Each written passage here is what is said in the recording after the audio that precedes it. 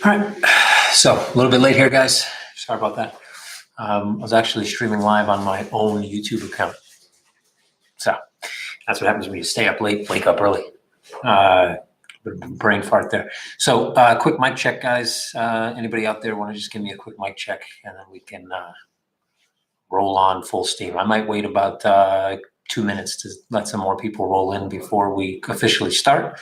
But anybody that can throw a mic check out, I would be appreciative. Thank you. Thank you. Thank you. All right, thanks, Salt. Appreciate it.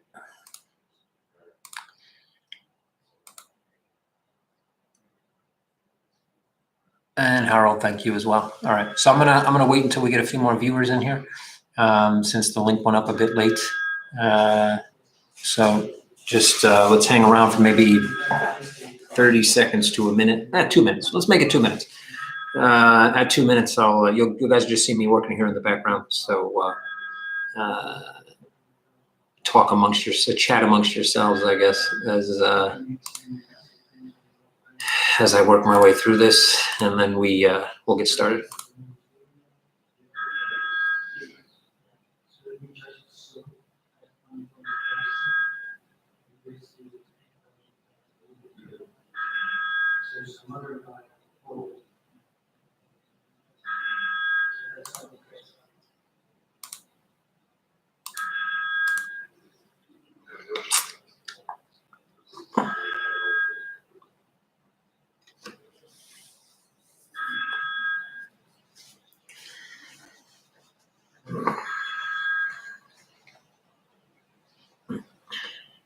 Just waiting for a few more people to jump in, guys.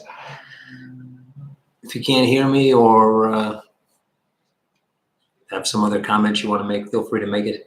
I'll even take a few questions here while we're waiting if anybody has a question before we get started. Thanks on the sound check. Appreciate it.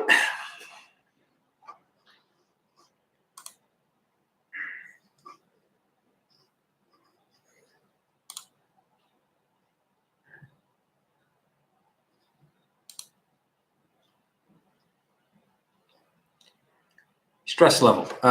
Stress level's fine.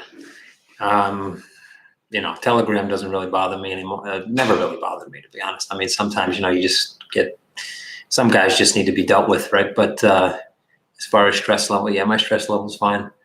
All right, I'm going to jump in. We got about 20 or so active viewers right now, 22, I think. Okay, I'm going to jump right into the news. So we're going to start out with market news. Then we'll do our little Kevin Explains Crypto. The phrase today is atomic swap. And then we're going to do our live Q&A, and I'll run through Reddit questions if we have time.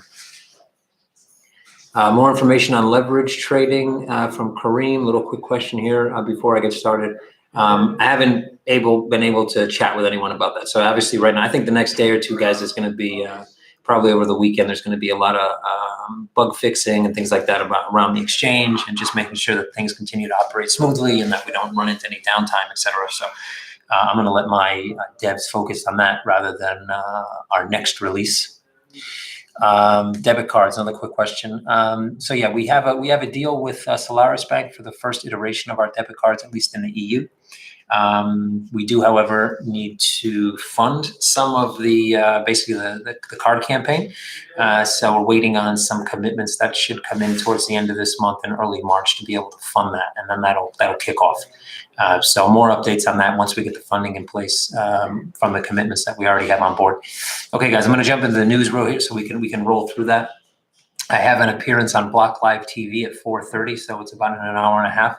I don't expect this to last that long, but I have a few things I have to do in the interim, so I'm going to try to roll through this as fast as I possibly can. N26, no updates yet. I did reach out, but I'm waiting really to get some feedback from them. So when I do have some feedback, when I have something that I can share, I will. Number one on a list of 10 news topics curated over the last week: SEC splits its blockchain analysis tool to identify wallet owners. So let me just open this link real quick. I want to know if we talk about what tool it actually is. Let's see. Companies that can provide blockchain data supported methods.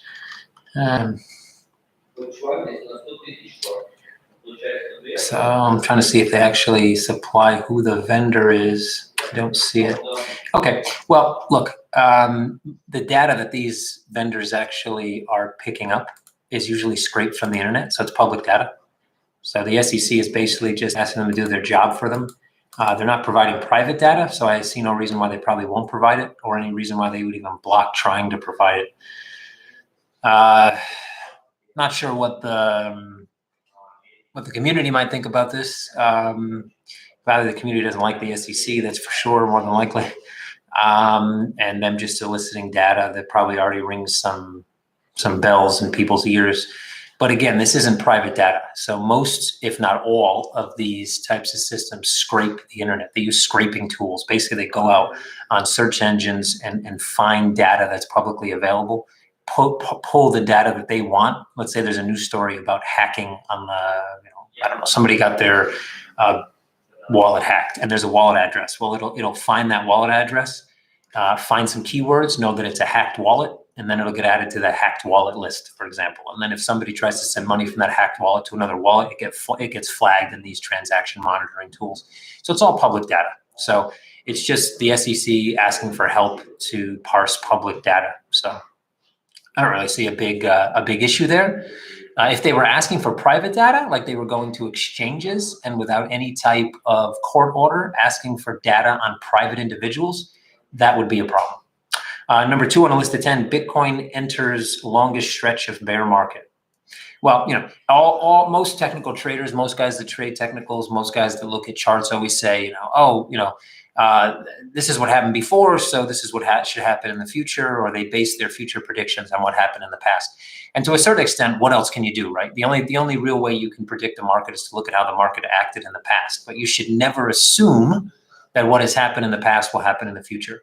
So we've run to the longest stretch of a bear market, okay, but we're defining bear market there also based on the bear market definition of, let's say, an equity market. The crypto market can see quote unquote bear market territory on a daily basis, according to the percentages that you need to breach to be in bear market territories. I don't know if that's really the correct definition. I would say this is more of a correction rather than a bear market, but it has been a long-term correction. But now as markets mature, they tend to get slower, right? So immature markets can spike very fast up and down. Mature markets, they can spike down pretty quickly, but the cycles are usually longer. So I'm not sure that this news. This is just pulling something out of context and making a headline out of it, right? So time-wise, it's the longest bear market. Okay, great. But we're also maturing at quite I would say, an exponential rate compared to how we were maturing the market maybe a year or two ago. So this should be expected. The market's now trying to find a true price, and that's difficult. It never tried to find a true price before. It was just simply bouncing off of buy and sell orders. Now you have maybe some more educated investors that are putting money, and they're trying to find true price. And when that happens, that takes time. So I guess it being a longer stretch kind of makes sense. Number 3 on a list of 10, Kraken acquires crypto derivatives trading platform and index provider Crypto Facilities in 9-figure deal. So Kraken is in the process of acquiring. I don't think they've actually finalized it yet, but they're in the process of acquiring Crypto Facilities, UK regulated. So they're going to be able to offer cash settled futures, which is great. Look, at the end of the day, adding in different product sets and bringing in different product sets into crypto makes sense. I know and I've probably said this in the past too, but people talk about crypto being a new asset class. It's not really an asset class. I mean, the crypto in general is just a new way to present asset classes, right? We haven't created an asset class. I haven't heard anybody call, Bitcoin has been considered a commodity more or less in the US. It's considered, I don't know, private money in certain parts of the world. It's considered to be, maybe a future in other parts of the world. I haven't heard anybody say that there's a new asset class like digital assets or, I don't know, digital blockchain assets.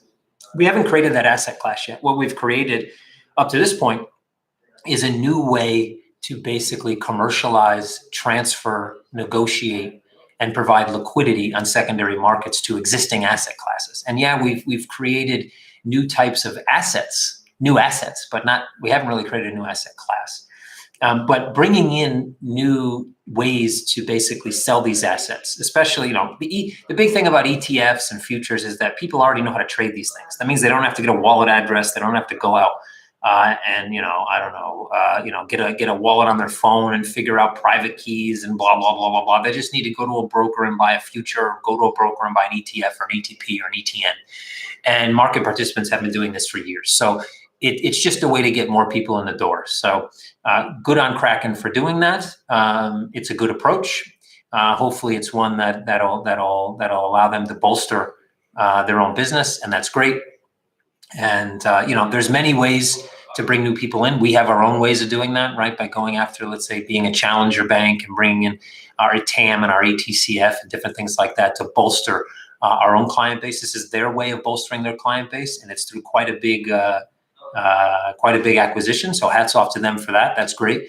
And I hope that other exchanges do the same thing. Binance has a lot of money. They should be doing some strategic acquiring, and hopefully they start to do the same thing. Don't think that if a competitor starts to build out their business, it's bad for us. On the whole, right now we need everybody to act in a certain way in this market.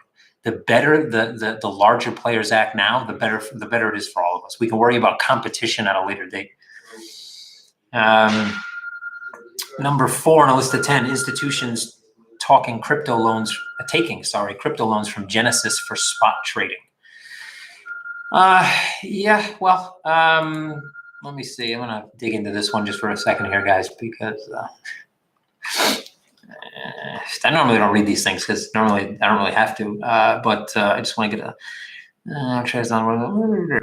okay. So I think they're talking about margin loans. The digital asset intelligence firm said that 50% of loans provided Genesis capital for different reasons. Most notably, the institution taking out the loans use crypto to provide them for spot trading activities with Bitcoin and to meet short-term payment obligations in Bitcoin. Okay, so yeah, I think we're talking about currently only was credit investors. The company had 20 million loans spent. Okay, so people are taking loans to trade with. Not new. I mean, people take out bank loans to trade stocks. Don't do that, by the way. That is not financial advice. Anybody hearing me say this, don't think that I'm saying this is a good idea. You should never put any money at risk that isn't risk money. That isn't money that you can afford to lose. And if you're taking a loan, you probably can't afford to lose it. But the fact that people are taking risks with money that isn't theirs is nothing new. We just have a different way or a different vehicle from which people can actually acquire loans, crypto, and they're using that to trade with. But other than the fact that it's crypto and not fiat, there's nothing really new here. All I would say as a caveat there is, guys, I don't care, if you're the best trader in the world, that means you should be able to take any amount of money, 10 euro, and at some point get it to the point where you have enough money to trade to earn a living with. If you're a shitty trader, then you shouldn't be trading. And if you're a great trader with no money, all you need is a little bit of money to make more money. So don't ever trade on loaned money. Don't do it. Bad idea. Okay. Number 5 on the list of 10, the crucible of privacy. Why decentralized exchange is the only way. Okay, well, this is a nice opinion piece marketed as news. Let's see. Decentralization is the core principle of blockchain-based technology. Wrong. Blockchain-based technology? No. Decentralization, well, I guess maybe that's right. DLT technology is definitely a part and parcel of decentralization, that's for sure. So I don't have to read this. Okay, so point is that, look, I've said this a million times. I agree with the fact, if you break down, let's say, the original Bitcoin white paper, I 100% agree that the real big change there is the democratization of basically the financial system, right? So it's about decentralization of power. It's about democratizing the financial system for everyone. It's about making everyone equal. And those ideas are great, But if you go back and read like the communist white paper, it sounds awesome. I mean, it sounds awesome. Socialism on paper sounds awesome. I mean, democracy on paper sounds awesome. Have any of these things actually worked in the real world? No. So, decentralization is awesome. I wish we were sitting in a world right now where we would be able to make a decentralized economy where that people were able to transact between themselves without any need for KYC and AML, and we'd be able to move money cross borders instantaneously for almost nothing, and have commerce across borders without any interference from any government agency. That would be awesome. I'd love to live in that world. Unfortunately, that world doesn't exist. And if you try to push these things into the world right now, they get squashed. And smart guys with thick glasses will come out and say, you can't. How can you possibly censor a protocol? Yeah. Great. Maybe you can't censor the protocol. Maybe it's impossible to fully censor a protocol. I mean, China is pretty good at censoring the internet. Hey, you can get a VPN and skirt around it, whatever. But on a global scale, you can do things to censor a protocol. But you're right, you can't destroy a protocol, especially when it's decentralized. I agree. But we're talking about a financial system. And right now, 99.9999% of the financial system is fiat currency in the world, which means that in order to get a new financial system off the ground, you need to get fiat currency into it. And the government can definitely close down all off-ramps and on-ramps of fiat currency, or the majority of them, into crypto and leave it on a black market. And if it's on a black market, they will tarnish the reputation of that thing all over the place. They'll be talking about how if you buy Bitcoin, you're going to run the risk of getting hit by the tax people, that you're breaking the law. People will be scared to use it. It'll go underground and it'll become up. The market cap will shrink and no one will care about it. And that's it. It'll be over with. The only way to get to the point where we can truly get to that decentralized place is that we need to go through regulatory frameworks first, unfortunately. So what happens is we take the original Bitcoin white paper, and we've already done this, and we kind of make it into a regulated product. The regulators regulate it. They put frameworks around it. They get all the shit. They shit filter it. They get all the shit out, which we've had a lot of. And then after that happens, we get to a market that's much cleaner. We can actually prove on a mass scale at that point that you actually can have a trustless system, that you actually can have some type of decentralization of finance. And then years down the line, perhaps that actually becomes a reality. So, all right, rant over. Let's move on to the next one. 6, Winklevoss exchange Gemini shuts down accounts over stablecoin redemptions. So I saw a little bit about this in the news.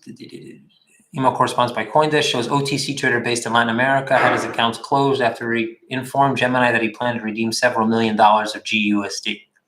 Well, look, guys, these type of articles are a bit inflammatory, and I'm not saying it's not true because I have no information to say it's true or not.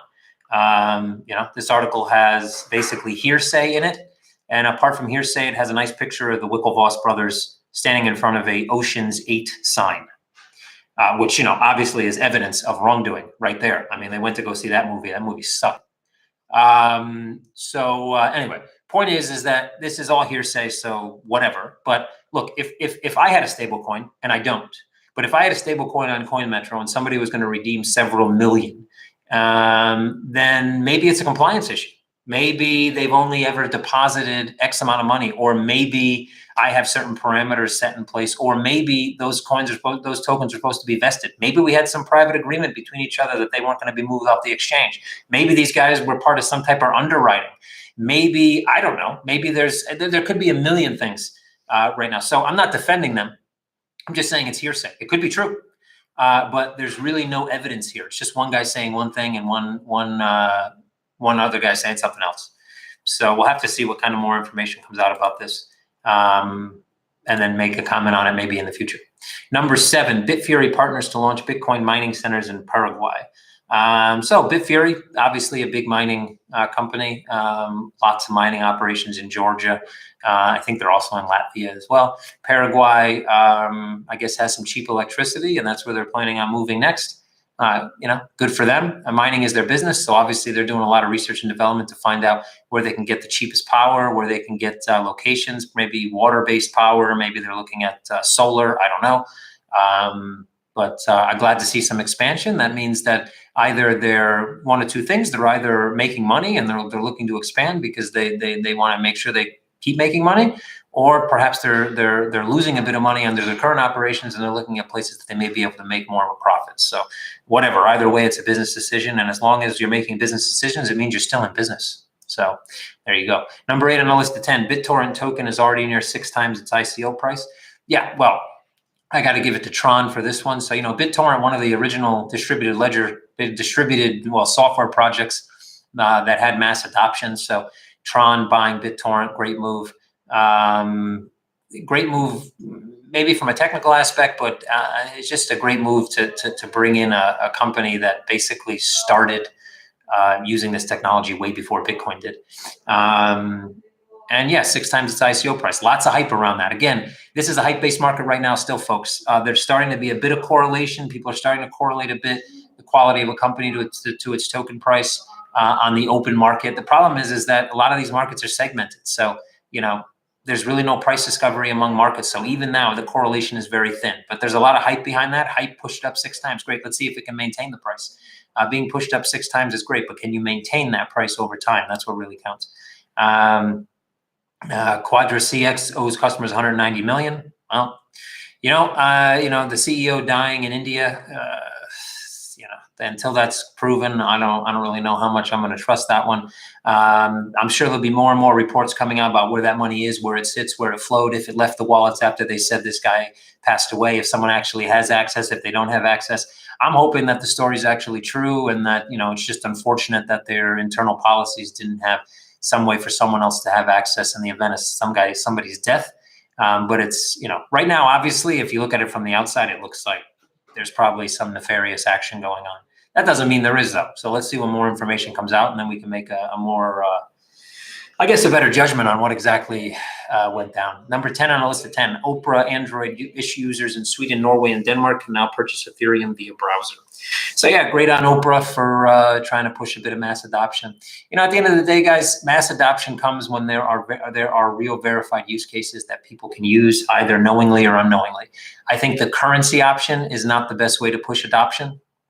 Unfortunately, markets are still too volatile for this to really be taken by normal people as a currency. But anyway, it's getting publicity out there. People are coming back maybe to crypto or seeing it for the first time, and that's all good for adoption in the way of people knowing what it is. It doesn't necessarily push out adoption for usage. But it's kind of cool that they started out near our way, right? Nordics. So that's kind of cool. But anybody that's doing anything to get the word out, I tip my hat to them. So, all right, so let's jump real quick to Kevin Explains Crypto. I'm Kevin, and I guess I'm supposed to explain crypto. So today I'm explaining the phrase atomic swap. So this is a rather unique one. I don't know actually who came up with this phrase, but anyway, atomic swap is basically an exchange that happens automatically by way of a smart contract. So normally how it happens is this: I want to sell some Ethereum, somebody else wants to give me some whatever else, let's say. So there are cross-chain atomic swaps. And there are swaps that happen on the same chain. So let's say I have some tokens and I want some Ethereum. Let's put it that way. So smart contract is basically created that says that this certain amount of tokens need to go to this specified contract address, and this specific amount of Ether needs to go to this specific contract address. When those two things are fulfilled, each side gets what they're waiting for. So one side gets the tokens, one side gets the Ether, and then the contract is completed. So that's essentially an atomic swap. You can have cross-chain atomic swaps as well, which happen across chain, meaning somebody has Bitcoin, somebody has Ether, et cetera, et cetera, et cetera. All this technology is really still in its infancy, so it's still being built out. Eventually, these type of things will probably take over a lot of different type of like subscription payments and things like that for credit cards right now that people use credit cards for, automatic payments, et cetera. We're still a little ways from that, obviously, but it's a very cool piece of the technology for sure. It's a very, very cool piece of crypto and blockchain atomic swaps. So there you go. Okay, let's jump into the AMA. Let me see what kind of questions we have so far here. I see Errol asking, is the volume on the TradeView really accurate? Seeing 3 million USD today in my KYC still pending help. Remember that volumes shown on TradeView are also pulled from the liquidity provider. So in a future update, they will be solely CM volumes. So I'll get some information on that later today and pop into Telegram to give you guys a more accurate description. Race is asking, may I ask how long CoinMetro will keep the 0.1 euro floor for XCM? As soon as we need to see a stabilized market. So once we see a stabilized book, once we see volumes flowing back and forth, more than likely we will institute market orders and that first, and then once we start to see a more stabilized flow, then we'll release the floor. So there's no set date. I think it may be 1 to 3 weeks. It could be longer, it could be shorter. All depends on how long it takes to formalize the order book. From Telegram, when personalized user IBANs? That's going to come from our contract that we have in place right now with Solaris Banks. So it's going to be later this year. Right now, it really depends. Well, it really depends on some of the fundraising that we have committed that's coming in. That's going to go towards setting some of that up. So we'll see. But I would probably say Q3, somewhere in that area. At least right now, that would be my estimate. But it's not an official estimate as of this point. Bendik, any thoughts on today's volume over the board? Okay, I already commented on that.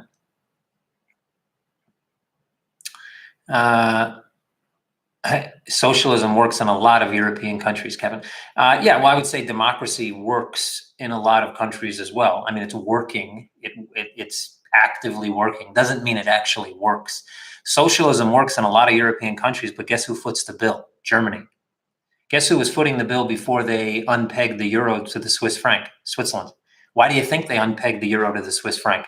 Because they were footing the bill for that socialism, my friends. So socialism works, but not really as it. If you go back and read, if you read up on what socialism was trying to accomplish, well, again, nothing really works like it's supposed to in the real world, unfortunately. Great ideas on paper never turn out to be truly great ideas. Truly great ideas are exactly how great they were when they were written, when you actually put them into practice. So you sold all your XCM, Mr. Kevin, at 15 cents and kicked out real investors with network error bug bullshit. So who did I sell them to?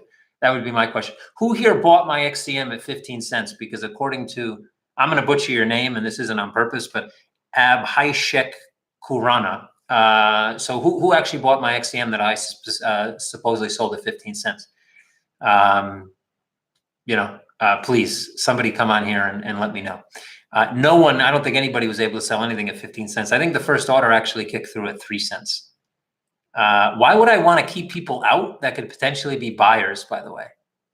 If I really wanted to manipulate a market, all I would do is basically limit access to all the different people that were putting in lower bids. I would keep my bids only open at 15 cents and anybody coming in to buy. I would leave market orders, and anybody that came in with a market order buy would just hit my 15-cent order. So, yeah. Thanks for the, comment, but yeah, definitely not true. Penko Bill, how are funds going? How long can you keep the doors open with current burn rate? Any funding on the way and how much? Funding is ongoing. I think for the next 3 or 4 months, it's going to be month to month. So right now, month to month. So we've raised money. We have money. We have commitments for February, working on commitments for March. We basically need to get, one larger commitment that actually comes through. So that we can stop kind of focusing on fundraising and start to push out our regulatory push and some of the other products and bring on some new faces. We actually have a couple employees coming on in March, and we're scouting already for a couple positions, but we have to wait until fundraising comes in. So yeah, that's the current state of affairs.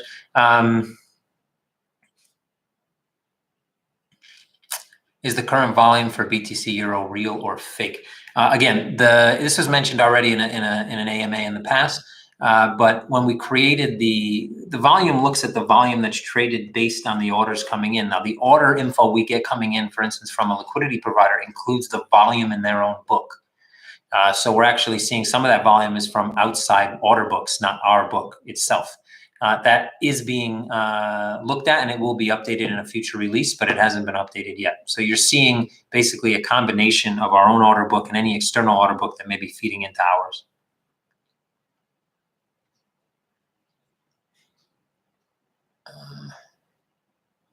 Okay, somebody advertising their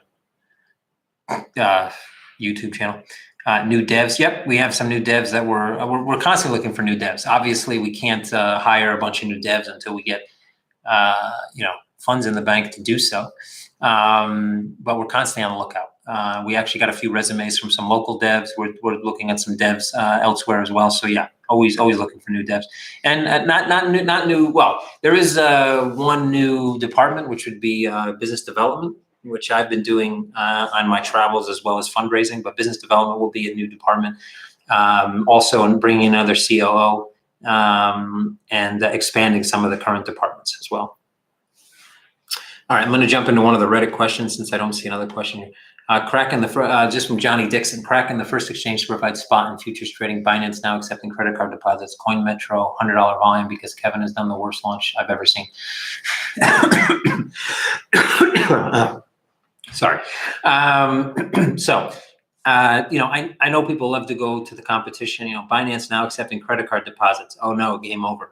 So what?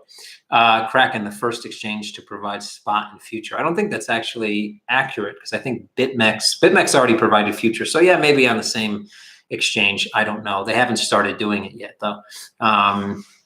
But I still don't see that they're providing an investment platform. I still don't see that they're providing banking services. I still don't see that they're providing other things that we're looking to provide. And even if they did, look, one exchange is not going to take over the world, my friends. That's just not going to happen. Right now, you're seeing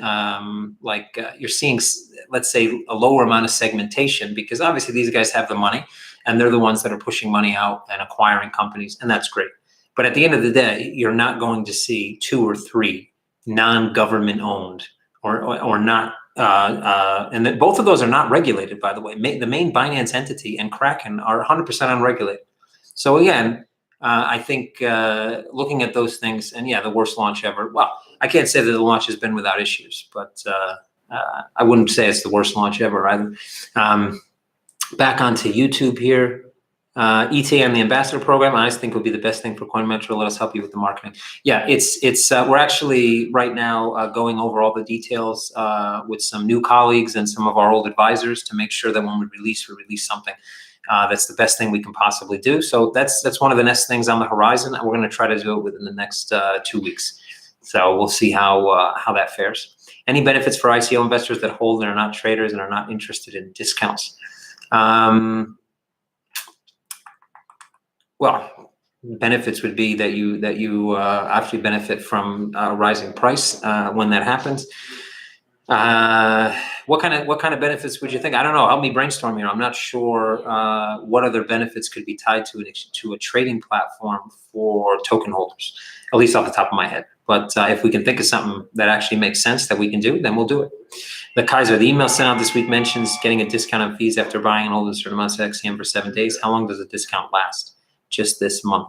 Basically, we just look at the last 7 days. So every time you go to take a trade, we look at the last 7 days of your balance, and if your balance is above any one of those tiers, you get the discount. So that discount would run forever as long as you hold that average balance over the last 7 days.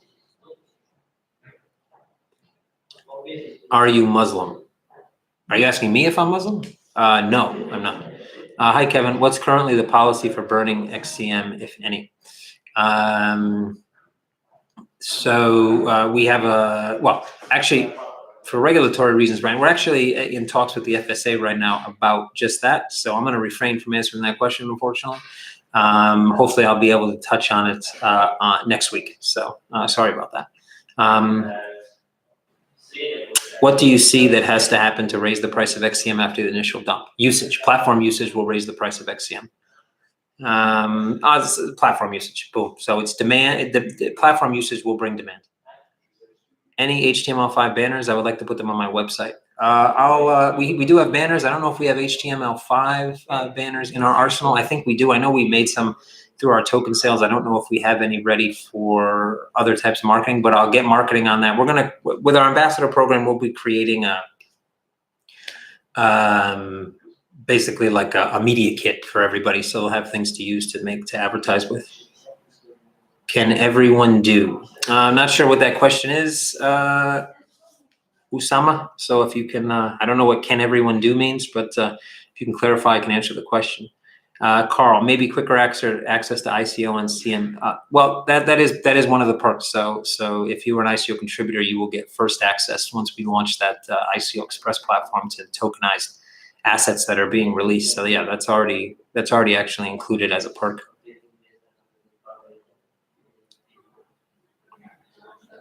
Wasn't limit order supposed to be feeless on your platform? I had to pay fees when I traded BTC to Euro yesterday.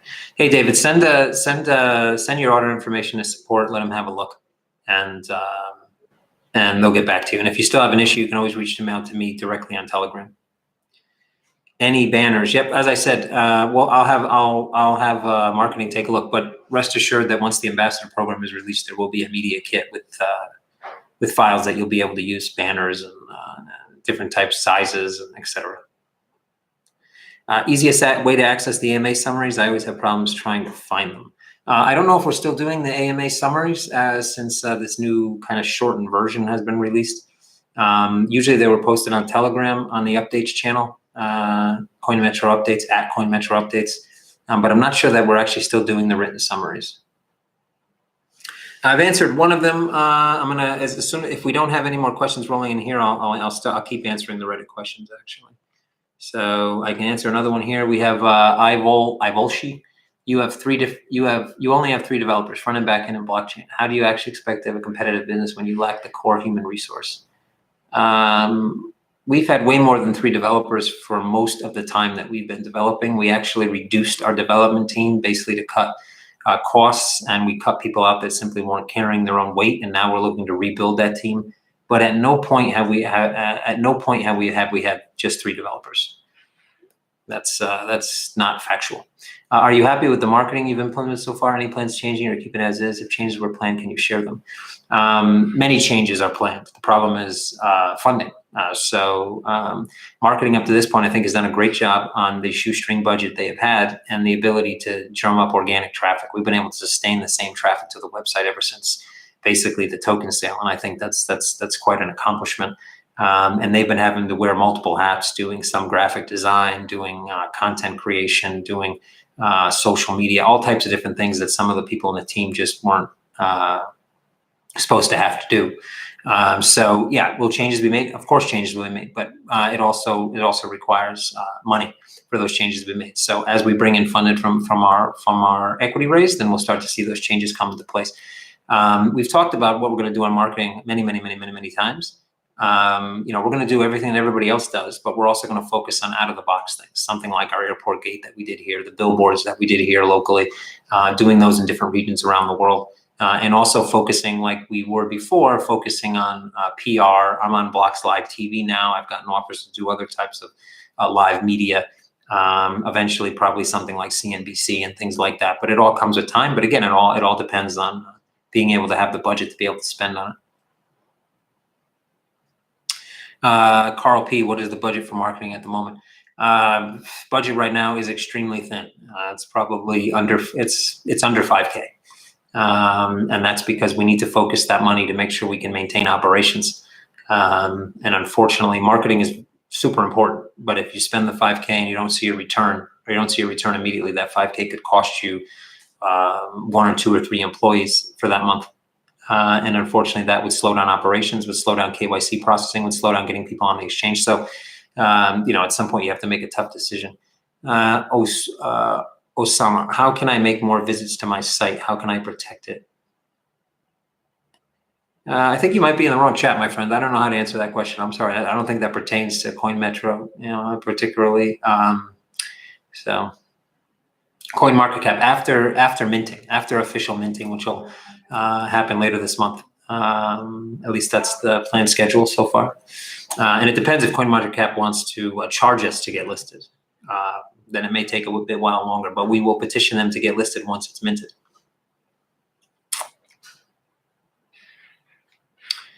Why not set floor price of 12 cents so we prevent the price dump? Whoever wants to buy it more than 12 is welcome. And more.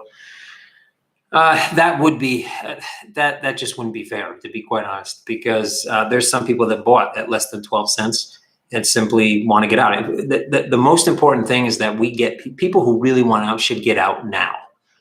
Let them get out. Let them push the price lower. That's fine. The price can be lower. If the price goes to a low based on people selling and we get buy interest, it will quickly move back up. So placing the price for at 12 cents, I think, would have been a bad thing. Would have gotten super bad press, super bad pushback in the group for sure, because there probably wouldn't have been many buyers at 12 cents and the book would have stalled. And here we've had buyers come in. We have people buying. We have people bolstering price. It never really sat at the low for any amount of time. Never really sat at that price floor. So I think that probably would have been a worse decision, to be honest.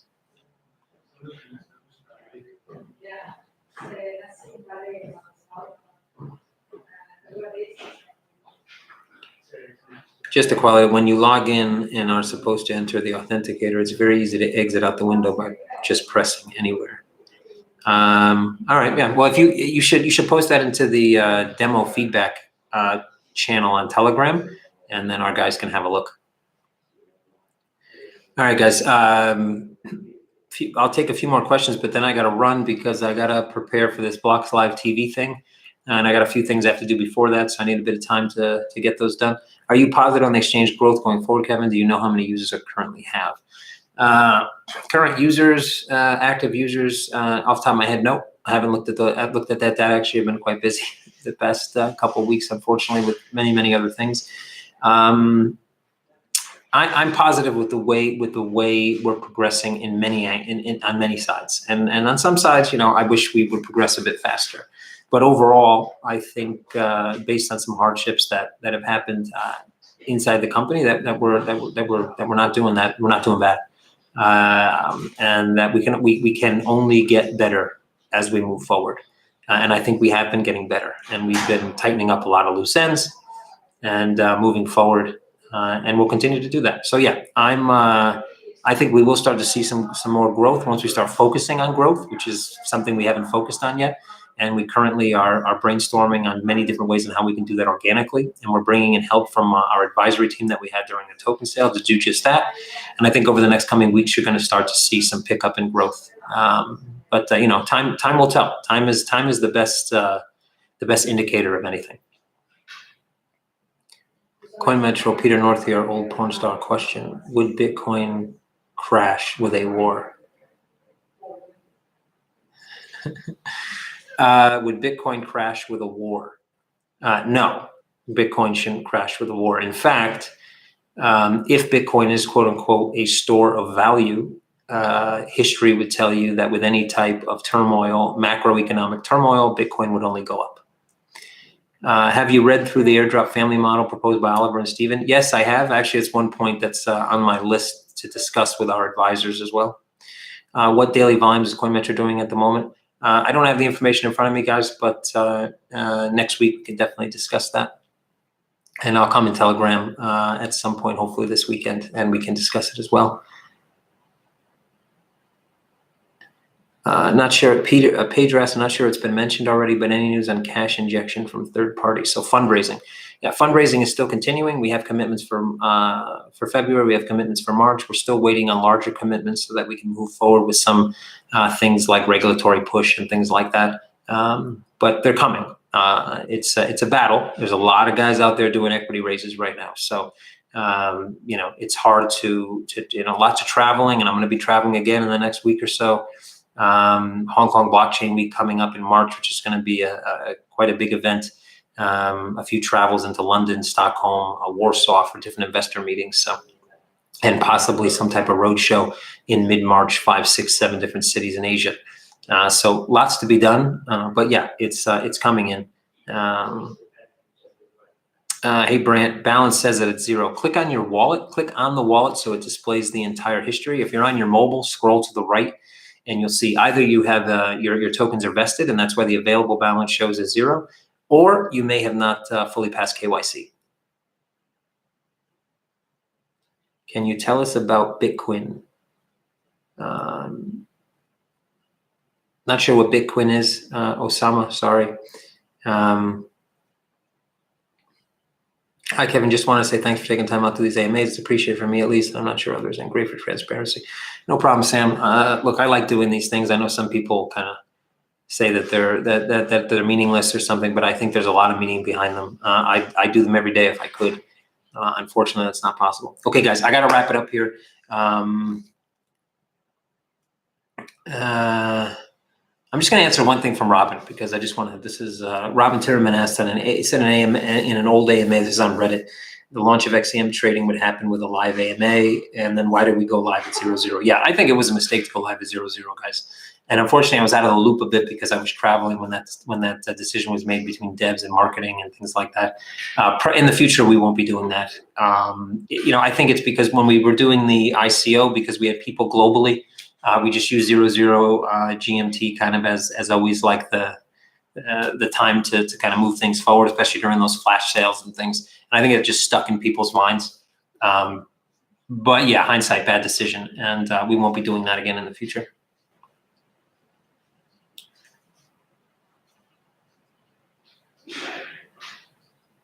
Quick question from Salt on YouTube. What steps are you taking to improve the development process at CoinMetro? Look, we've actually gotten rid of 3 or 4 developers over the past 2 weeks. We did an internal audit, and we found that they just weren't kind of pushing their weight. We got rid of them.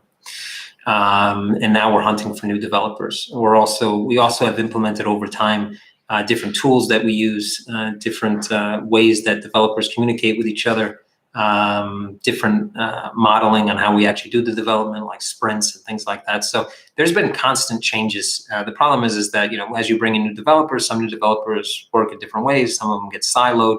And it's been a bit of a struggle over time, but we have gotten rid of some developers and we're hiring new devs. And now that we have more structuredized operating protocols for development, hiring those new devs, we have a much more stringent filter process to make sure that these guys are going to fit in with the mold. So I do believe on this next hiring round, they're going to be able to jump in and get kind of active quickly, and we're going to see a much more cohesive unit.